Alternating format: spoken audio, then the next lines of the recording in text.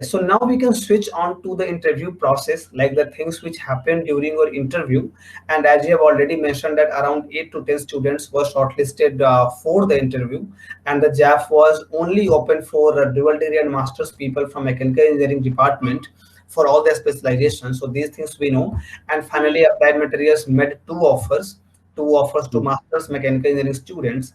So now, if you could tell us about your interview experience, like the number of rounds, the duration of each round, and obviously, what was the focus of the round, and how were the questions actually? So, if you could tell us a bit about those things. Okay. So for the interviews, there were three rounds, two technical round and one HR round. Or each round were almost for 30 minutes approximately 25 minutes to 30 40 minutes लगभग ऐसे ही थे मतलब आधे आधे घंटे आप मान सकते हो हर एक राउंड को और हाँ तो बेसिकली फर्स्ट राउंड जो था फर्स्ट राउंड पे स्टार्ट ऐसे the first round started with मतलब आप अपना इंट्रोडक्शन दीजिए give tell me something about yourself फिर वो सब हुआ वो सब बताया और उसके बाद फिर वो बेसिकली ऊपर ऊपर से ही था मतलब बात प्रोजेक्ट के ऊपर ही हुई बिकॉज मैंने उसमें टेल मी मतलब अपने इंट्रोडक्शन में प्रोजेक्ट का नाम रखा था के बारे में मतलब एक वो टाइटल दिया बताया था और साथ में मैंने रिसर्च असिस्टेंट जो मेरा है वो उसकी बात किया था तो बेसिकली जो मोस्टली जो इंटरव्यू था वो इन्हीं दो चीज़ों पे था कि मतलब how is research assistant different from teaching assistant और आपका 3 साल का कोर्स क्यों है बाकी का 2 साल का है इस तरह के क्वेश्चंस थे और फिर प्रोजेक्ट्स के ऊपर क्वेश्चन थे कि आपने क्या किया कैसे किया और क्या क्या यूज़ किया इस तरह के थे तो बेसिकली फर्स्ट राउंड ओवरव्यू जैसा था फिर वो होने के बाद जब सेकेंड राउंड हुआ तो सेकेंड टेक्निकल राउंड था उसमें उसमें पैनल में 3 लोग थे तो वो पैनल पूरा टेक्निकल था मतलब जो भी प्रोजेक्ट मैंने लिया था तो उसके ऊपर था और काफ़ी डिटेल पे जा रहे थे कि अगर हम इस पैरामीटर को चेंज करेंगे तो क्या होगा उस पैरामीटर को चेंज करेंगे जैसे फ्लूइड विस्कोसिटी चेंज करेंगे मटेरियल चेंज करेंगे तो हर एक माइन्यूट माइन्यूट डिटेल्स पे जा रहे थे और जो मैंने मेजरमेंट टेक्निक्स यूज़ की थी तो इसके अलावा और कोई मेजरमेंट टेक्निक आप यूज़ कर सकते हो क्या मतलब अल्टरनेटिव वो पूछ रहे थे ये नहीं तो और क्या ये नहीं तो और क्या इससे क्या इफेक्ट होगा उससे क्या इफेक्ट होगा तो काफ़ी टेक्निकल ओरिएंटेड था सेकेंड राउंड एंड उसके बाद फिर जो थर्ड राउंड था वो एचआर राउंड था तो एचआर के जो जनरल क्वेश्चंस होते हैं वो सब ही था मोस्टली यस तो सो 3 राउंड थे और तीनों rounds were around half an hour each. Yes. So we will dig a bit, each of the rounds. So जैसा आपने बताया कि first round was mainly overview. They started with your introduction first, and then of course you left some, points कि मेरा MPP इसमें है और मैं research assistant हूँ. So then questions were raised on those two things. Yes. So तो जब first round में जब वो बात कर रहे थे तो MTP मतलब क्या, which type of questions were they asking? मतलब कैसा क्वेश्चन पूछ रहे थे वो? हाँ तो जैसे फर्स्ट राउंड स्टार्ट हुआ मैंने कहा द फर्स्ट क्वेश्चन कि tell me something about yourself तो मैंने बताया कि I am Vaibhav Jaiswal and doing specialisation in thermal and fluids engineering और उसके बाद फिर मैंने कहा कि I am also working as a research assistant in Suman Mashwara lab और and there I am working on microfluidic pump for point of care applications. तो फिर उसके बाद तो यहाँ पे मतलब मैंने दो चीज़ें छोड़ी एक रिसर्च असिस्टेंट और एक अपना प्रोजेक्ट तो फिर उन्होंने पूछा कि ये रिसर्च असिस्टेंट क्या चीज़ है तो फिर मैंने बताया कि इसमें हम मतलब एक लैब में हमारी रिस्पॉन्सिबिलिटीज़ होती है जो इंडस्ट्रियल प्रोजेक्ट्स होते हैं उस पर हम लोग काम करते हैं तो फिर मैंने फिर ऐसा कहा कि इंडस्ट्रियल प्रोजेक्ट्स पे हम लोग काम करते हैं तो एक तरह से उनको और एक हुआ कि मतलब ये क्या होता है इंडस्ट्रियल प्रोजेक्ट क्या प्रोजेक्ट था तो फिर उसके बारे में और डिटेल बताया कि किस कंपनी से रिलेटेड प्रोजेक्ट था या फिर ये सारी चीज़ें और उसके बाद फिर वो लोग पूछ रहे थे तो फिर एक तरह से फिर वो कंफ्यूज हो गए कि आपका एमटेक ही है ना या फिर आपका एमएस है मतलब एमएस बाय रिसर्च है तो सर मतलब एमटेक ही है और फिर उनको समझाना पड़ा कि किस तरह से एक 3 year programme and 2 year programme कैसे डिफरेंट होते हैं और इसमें हम लोग क्या अलग करते हैं तो वो बताया और फिर इंडस्ट्रियल प्रोजेक्ट के बारे में बताया तो फिर उन्होंने इंटरेस्ट दिखाया कि आप कंपनी का नाम बताइए या फिर वो लोग वो कंपनी किस चीज़ में काम करती है वो उनका क्या डोमेन है तो ये सारी चीज़ें वो पूछ रहे थे तो मतलब इसी पॉइंट का मतलब जो आप काम कर रहे हो सुमन मसरूवाला लैब में, आप उसकी बात की आपने। हाँ, उसके बाद फिर उसके बाद जब प्रोजेक्ट पे आए, तो फिर जब बात प्रोजेक्ट पे आने लगी, तो फिर प्रोजेक्ट के लिए मैंने इंटरव्यू से पहले ही, मतलब जैसे इंटरव्यू स्टार्ट होते हैं तो उससे पहले मैंने जितने भी प्रोजेक्ट्स किए थे उसकी एक दो स्लाइड बनाई थी। एमटीपी के लिए 2 स्लाइड्स बनाई थी, एंड बाकी सारे प्रोजेक्ट्स को एक्सप्लेन करने के लिए मैंने एक एक स्लाइड बनाई थी, जिसपे मैंने ओवरव्यूज और जो भी काम किया और साथ में उनके एप्लीकेशन, ये 3 चीजें रखी थी कि मतलब क्या है ऊपर का, मतलब क्वेश्चन क्या है, प्रॉब्लम स्टेटमेंट क्या है जो काम किया है, और साथ में ये कहाँ कहाँ यूज हो सकता है। तो जैसे ही उन्होंने एमटीपी के बारे में पूछना स्टार्ट किया, तो फिर मैंने बोला कि I have made a slide for that, can I present it to you. तो फिर उन्होंने हाँ बोला। फिर बेसिकली उन वहाँ पे मैंने प्रैक्टिस किया हुआ था, और एक तरह से फ्लो, इंफॉर्मेशन का फ्लो डिसाइड किया हुआ था कि कैसे कैसे क्या क्या बताना है। तो फिर उस डायरेक्शन में वैसे वैसे बताता गया, और फिर चीज़ें उनको भी जैसे समझ पे आती गई, और फिर वो लोग कुछ कुछ क्वेश्चंस पूछ रहे थे। और इन इसमें questions over in general questions ही थे, काफ़ी टेक्निकल क्वेश्चंस नहीं थे, ओवरव्यू टाइप के ही क्वेश्चंस थे फर्स्ट राउंड पे। यस। तो बेसिकली ये 2 चीज़ों पे बात हुई थी। सो आई थिंक ये काफी मुझे यूनिक लग रहा है, लाइक कि that you have prepared slides to explain your projects, and that are really fun interesting because in case of Japanese forms I have seen students कि वो slide बनाते हैं Japanese forms के case में mainly because where it sometimes become difficult to explain verbally, explain, तो हाँ वहाँ पे हम राइट। स्लाइड बनाते हैं और उनको हम दिखाते थे, बट इन योर केस आपने अप्लाइड मटेरियल्स के केस में आपने किया, वो काफी यूनिक है कि दैट, और स्लाइड बनाने से हमें आइडिया भी मिलता है कि लाइक द ऑर्डर फ्लो कैसे, हाँ इंफॉर्मेशन का वो आइडिया मिलता है, ये काफी इंटरेस्टिंग है। And I think people, I think but ये ऑनलाइन में ज्यादा अच्छे से आदमी कर सकता है कि यू कैन शेयर योर हाँ स्क्रीन एंड यू कैन हाँ slide, but I think offline में you can take print outs, you can take print out of the हाँ, स्लाइड। वही सीनियर से बात हुई थी, तो उन्होंने कहा कि जैसे ऑफलाइन होता था तो हम एक एक पेज पे अपना जो भी प्रोजेक्ट्स हैं, इमेजेस और रिजल्ट्स वो सब होते हैं ना, इमेजेस होते हैं तो अच्छे से समझ में आता है। फिर ऑनलाइन मोड में क्या कर सकते हो, तो आप स्लाइड बना लो और आप प्रेजेंट कर दो, तो एक तरह से आप इंफॉर्मेशन सेम आप कन्वे कर पाओगे ऑनलाइन मोड में भी। तो फिर इसलिए मैंने ऐसा ये अप्रोच रखा। या आई थिंक ये दोनों केस मतलब ऑनलाइन ऑफलाइन दोनों केस में चेक किया जा सकता है बड़े आराम से। हाँ, यस। मतलब ऑफलाइन में ना भी हो तो आप पेन पेपर में कुछ लिख के बता सकते हो, लेकिन वो at the time of interview आप नहीं कर सकते ऑनलाइन मोड में। हाँ, ऑनलाइन में तो ये है that you can not use your, you can not right हाँ एनीथिंग, माउस से लिखना इज वेरी डिफिकल्ट, तो वो मुश्किल है, बट हाँ, but again you can share your screen, you can show the information which you have already prepared. वो, hmm, yes, so that way first round में मेनली वो, आई थिंक वो mainly तुम्हें जानने की कोशिश कर रहे थे, लाइक कि आपने जो, आप रिसर्च असिस्टेंट हो तो how is different from T and all this hmm, things, MTP की हम्म, तुमने बात की, so that way hmm. your first round got concluded, right? हाँ, फिर उन्होंने लास्ट में भी बोला कि मतलब हम भी इस तरह का काम करते हैं कि मतलब आप एक इंडस्ट्री के लिए काम कर रहे हो तो हम भी एक तरह से इंडस्ट्री हैं, और एक तरह से मैच कर, मतलब चीजें, हाँ, डोमेन काम मैच नहीं कर रहा है, लेकिन एक अप्रोच है या फिर एक जो वर्क एनवायरनमेंट है वो मैच कर रहा है, तो वो एक तरह से उनको एक प्लस पॉइंट दिखा। क्योंकि बाकी फिर बाद में पता चला बाकी स्टूडेंट से कि वो, बाकी स्टूडेंट से पूछ रहे थे कि आपने इंडस्ट्रियल ओरिएंटेड प्रोजेक्ट किए हैं क्या, मतलब एक वो रखने लगे थे एक एक्सपेक्टेशन रिसर्च असिस्टेंट से, या फिर एक तरह का, हाँ, तो फिर वो बोल सकते हैं।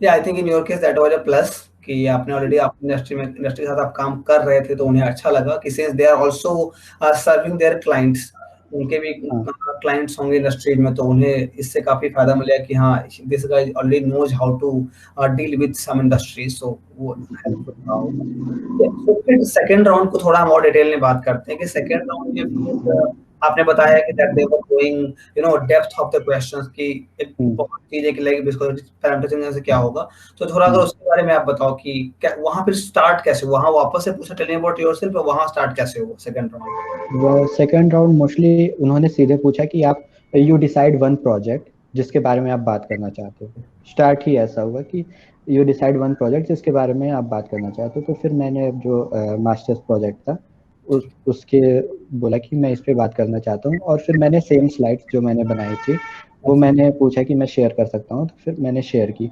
तो फिर उसमें जैसे एक्सपेरिमेंटल सेटअप के स्केमेटिक्स हैं, तो डिफरेंट डिफरेंट पार्ट्स है तो उनका क्या यूज़ है, ये सब पूछा।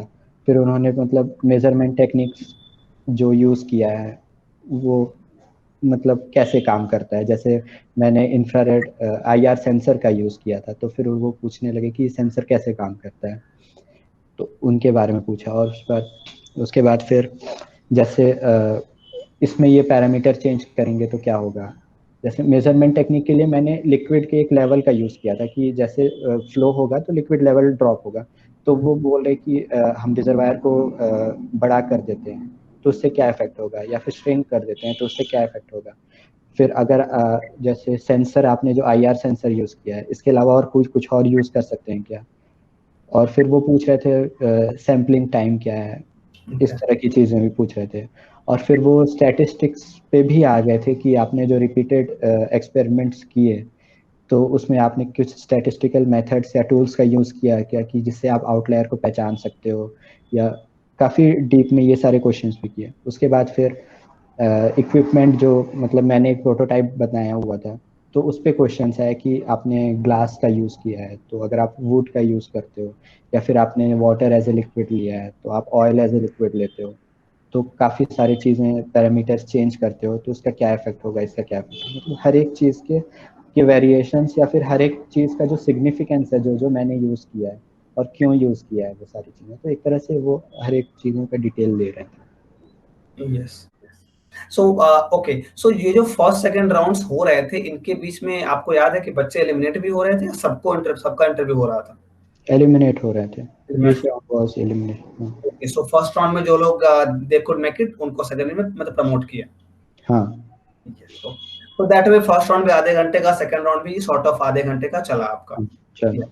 तो वैभव, फर्स्ट राउंड में या सेकंड राउंड में ऐसा कुछ हुआ कि आपको ऐसा लगा कि यार ये मुझे नहीं आता, ये मैं पढ़ के नहीं है और इन्होंने इससे क्वेश्चन पूछ लिया कुछ? सेकेंड राउंड में काफ़ी ऐसे क्वेश्चंस थे जिसपे मतलब मेरे पास उसके श्योर शॉर्ट आंसर्स नहीं थे। जैसे स्टैटिस्टिक्स के क्वेश्चंस थे, तो वो सब के बारे में जैसे उन्होंने पूछा आपने टूल्स का यूज़ किया है क्या, तो फिर मेरी तरफ से एक निगेटिव आंसर था कि नहीं, नहीं सर, मैंने इस तरह का कुछ यूज़ नहीं किया है। और फिर कुछ टर्म्स की बात कर रहे थे कि आपको इनके बारे में आइडिया है क्या, तो वो सब भी मुझे आइडिया नहीं था।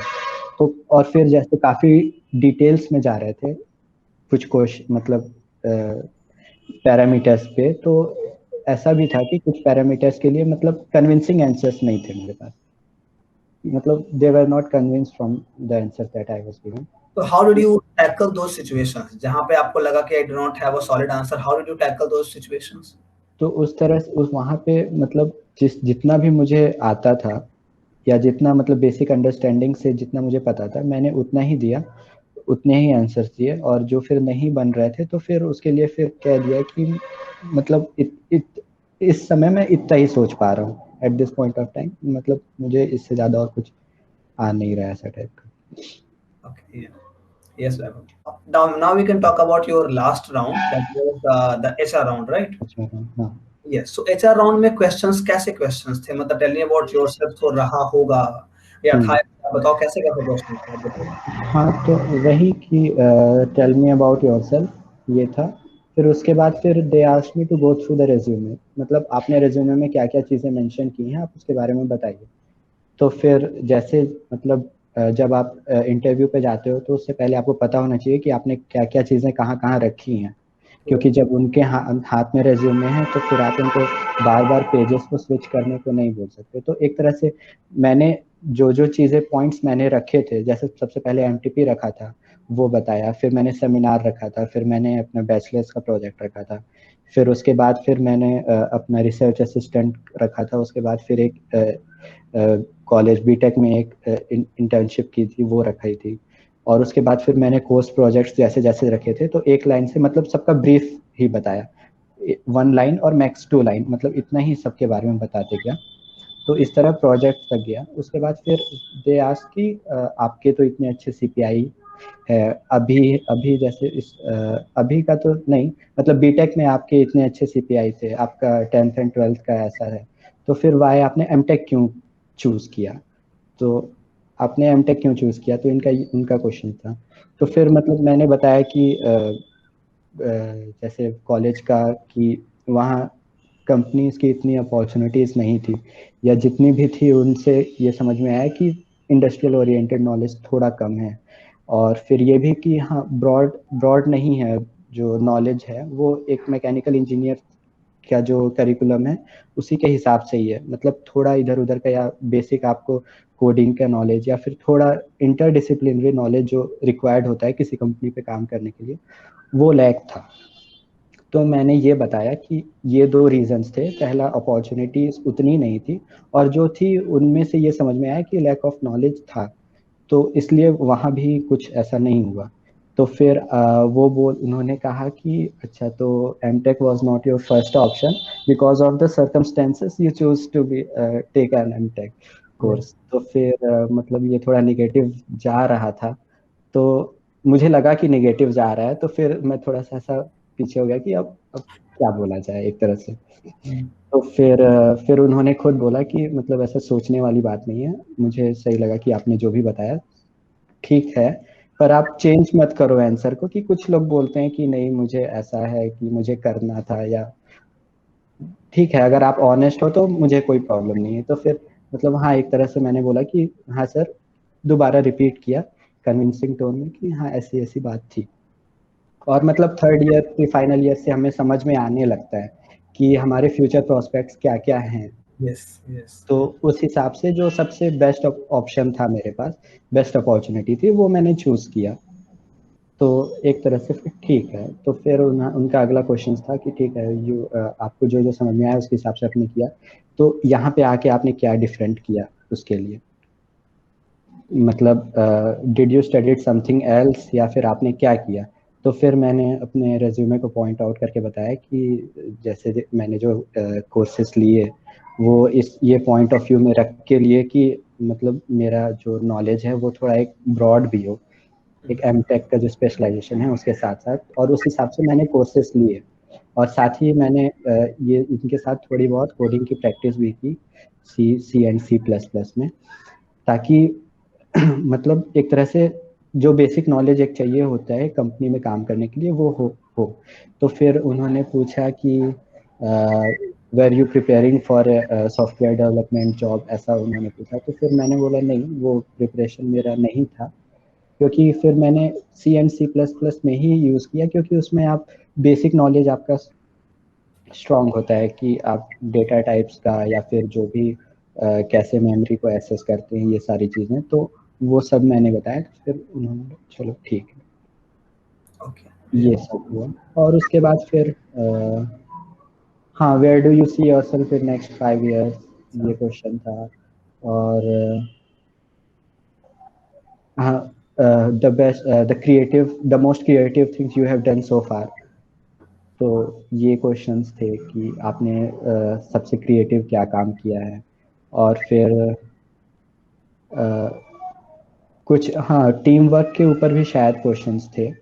तो मतलब मैंने बताया कि हमारी वीकली मीटिंग्स होती हैं, तो और फिर हम जैसे रिसर्च असिस्टेंट है तो 8-10 लोग मिलके एक कॉमन प्रोजेक्ट डिलीवरेबल्स के ऊपर काम करते हैं। तो we meet every week and we discuss our issues और द रिजल्ट्स, या फिर जो भी प्रोग्रेस हमने मीट किया है वो, तो फिर वो सारी चीज़ें उनसे शेयर की। और फिर लास्ट में उन्होंने पूछा कि मतलब अप्लाइड मटेरियल्स क्या काम करती है, क्या डोमेन ऑफ वर्क है उनका, तो ये सारी चीज़ें उन्होंने पूछी थी। Yes yes.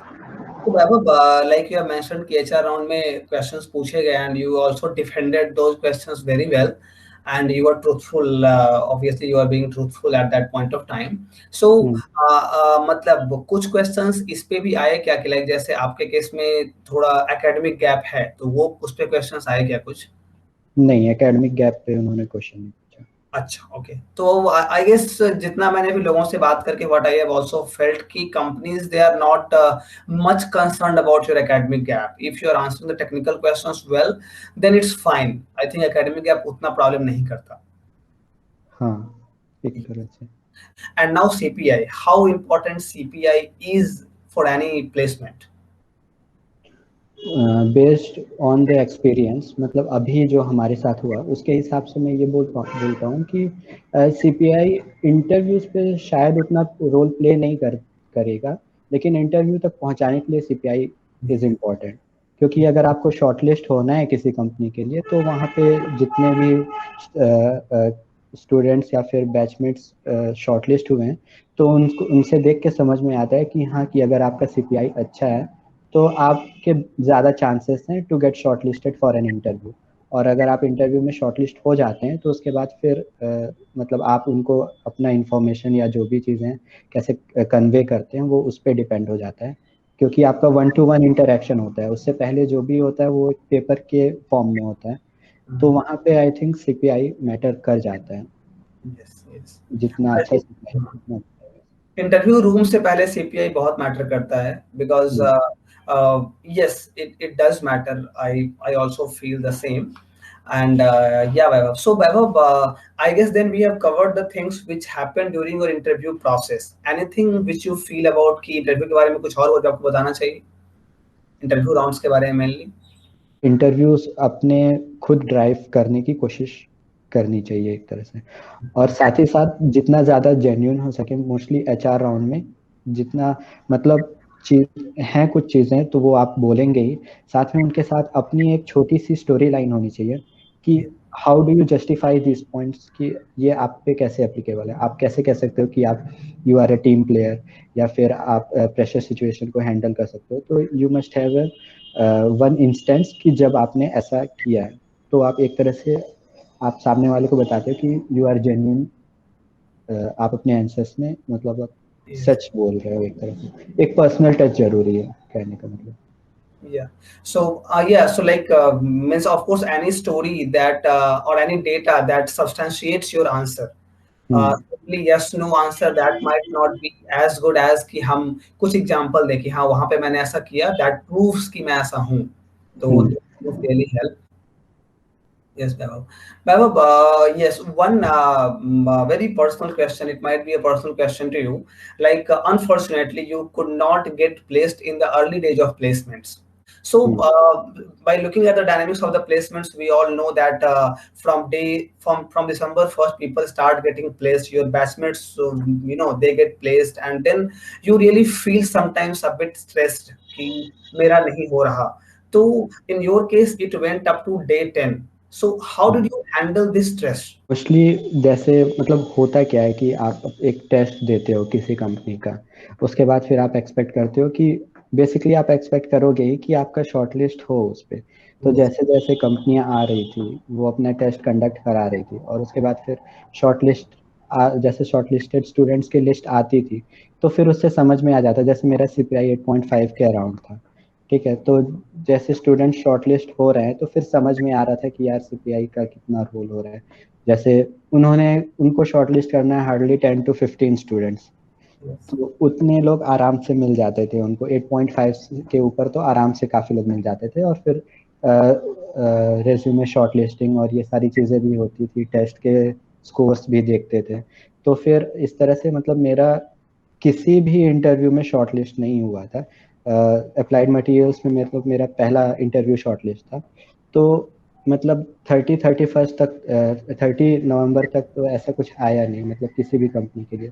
फिर देन आई वाज एक्सपेक्टिंग कि चलो वॉक इन खुलेगा, तो वॉक इन खुलेगा तो उस पर ट्राई करेंगे। तो मतलब डे 1 से सुबह से लेकर शाम तक बैठे हैं लैपटॉप के सामने, पोर्टल पे बार बार सर्च कर रहे हैं कि कहीं कुछ हो कहीं कुछ दिखे। तो ऐसे डे 1 निकला, डे 2 निकला, डे 3 निकला, फिर डे 4 आया। तो फिर जब डे 4 आया और फिर डे 4 पे भी सेम सिचुएशन होने लगी, तो फिर हाँ एक तरह से जैसे धीरे धीरे वो प्रेशर जो बिल्डअप हो रहा था वो एक तरह से ऊपर आने लगा कि मतलब आपकी मेंटल स्टेट आपका ठीक नहीं, मतलब आप थोड़ा इस तरह से फील कर डिमोटिवेटेड फील कर रहे हो। अब लग रहा है कि अब छोड़ दूं क्या, ऐसा जाने दूं क्या, ऐसा टाइप का। फिर उस टाइम पे ऐसा होता है कि आप बात करो किसी से, मतलब जिन्होंने मुझे पूरा गाइड किया हुआ था इंटरव्यू तक के, मतलब हर एक कंपनी के कैसे टेस्ट होते हैं, मतलब क्या अप्रोच रहता है कंपनी का, किस तरह के क्वेश्चंस रहते हैं।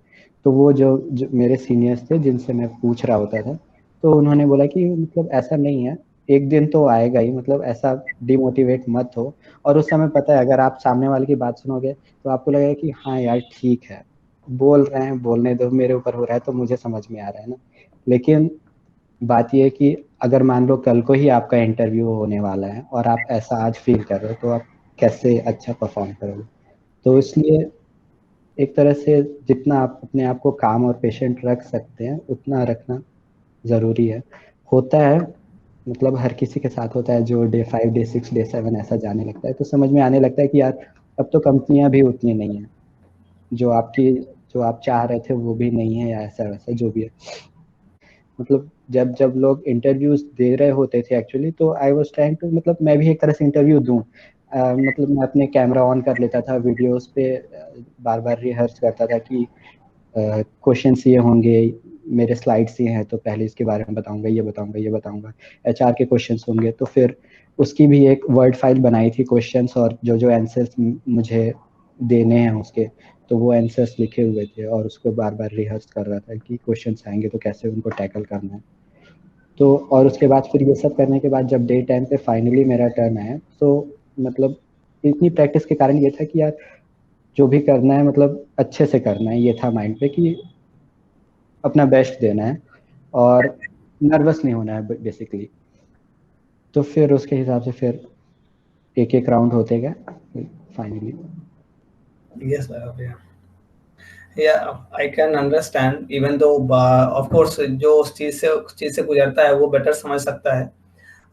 But the best part is कि that you know hold yourself, or you did not let yourself lose, कि अपनी हिम्मत नहीं हारी, you did not give up, you kept trying, and ultimately you got your one of the very good jobs you got.